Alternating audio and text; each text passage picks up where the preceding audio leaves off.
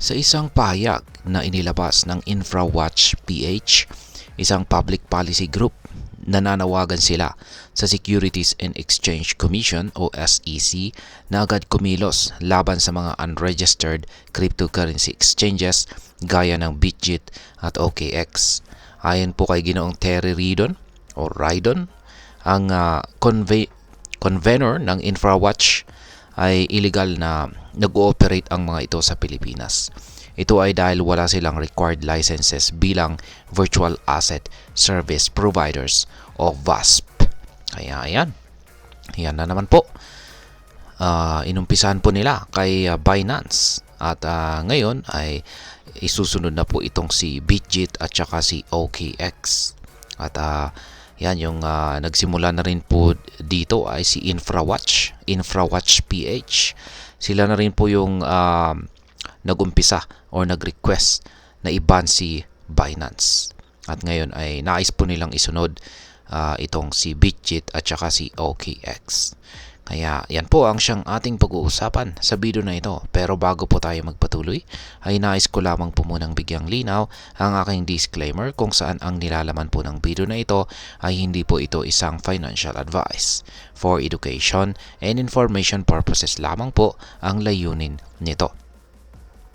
At ayan, ang InfraWatch PH ay naghain po ng isang liham sa SEC na nagsasabi o nagsasaad ng kanilang mga aligasyon. Kasama sa mga aligasyong ito ay ang pagsasagawa ng mga exchanges ng mga promotional events sa mga universities at conferences. Tinawag itong disguised as educational blockchain initiatives. Ngunit binabalaan nila ang mga estudyanteng Pilipino na maaring may malubhang panganib ang mga ito. Ayon sa InfraWatch PH, ang mga aksyon ng Bitget at OKX ay may malaking banta sa mga Pilipinong investors. Pinaalala rin nila ang matagumpay na pagban ng SEC kay Binance at sinabi nilang dapat ding ipatupad ang parehong striktong enforcement sa kaso nila Bitget at OKX upang maprotektahan ang mga mamamayang Pilipino. Sa isang bahagi po ng liham ay sinabi ng InfraWatch PH na nagagamit ng Bitget ang mga kilalang payment platforms tulad po ng GCash at local bank transfers para makabili ng Bitget tokens o BGB. Ang paggamit po ng mga local na financial platforms ay isang malinaw na indikasyon ng unauthorized presence ng Bitget sa Philippine financial system. Dagdag pa rito ay sinabi ni Ginoong Terry Ridon na ang paggamit ng GCash para sa crypto transactions sa pamamagitan ng unregistered platform ay nagbubukas ng pagkakataon sa malaking financial risk na walang proteksyon mula sa Philippine financial regulations. Yan po yung liham. Patungkol naman po sa OKX ay nabanggit din ni Ginoong Ridon na ito ay nag-aalok ng cryptocurrency purchase options sa pamamagitan po ng BSP regulated banks at e-wallets tulad ng GCash, Bank of the Philippine Islands, Union Bank at PayMaya. Ngunit wala po silang necessary VASP license para mag-operate legally sa bansa. May mga karagdagang concerns pa ang InfraWatch PH patungkol sa peer-to-peer o P2P transactions. Sinasabi nilang ang mga platforms na ito ay nagpapahintulot ng mga P2P crypto transactions na lumalabag sa Philippine financial laws.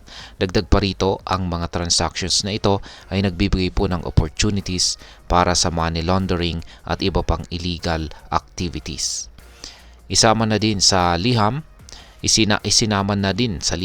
ng InfraWatch PH ang mga marketing strategies nila Bitget at OKX na tinawag po nilang deceptive. Sinabi po nilang ang mga exchanges ay may aggressive marketing campaigns na naglalaman ng mga crypto giveaways at monetary rewards na target ang mga Filipino users. Nagdaos din po umano ang mga ito ng mga promotional events sa mga universities bilang disguised daw na educational blockchain initiatives. Ayan. Ayon po kay Ginoong Ridon, ang mga ganitong activities ay maaring magbigay po ng maling impression na educational activities lamang ang mga ito. Ngunit ang tunay pala na layunin ay ang broader adoption ng OKX sa mga university students dito sa Pilipinas. Kaya sinabi niyang walang problema sana dito kung registered at licensed cryptocurrency exchange lamang ang OKX. At ayan, sa kabuuan ay nananawagan ang InfraWatch PH sa SEC na magsagawa ng isang immediate investigation sa operations ng Bitget at OKX. Hiniling nila na mag-issue ng cease and desist orders at ipataw ang maximum penalties para sa mga regulatory violations ng dalawang exchanges.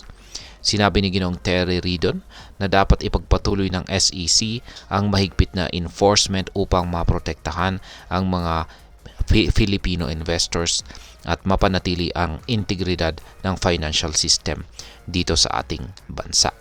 Kaya ayan, mukhang pagkatapos po ni Binance ay ayan na nga. Sunod naman itong si Bitget at saka si OKX, at malamang ay kapag natapos na rin itong si Bitget at saka si OKX ay meron pa ulit isusunod dyan na iba.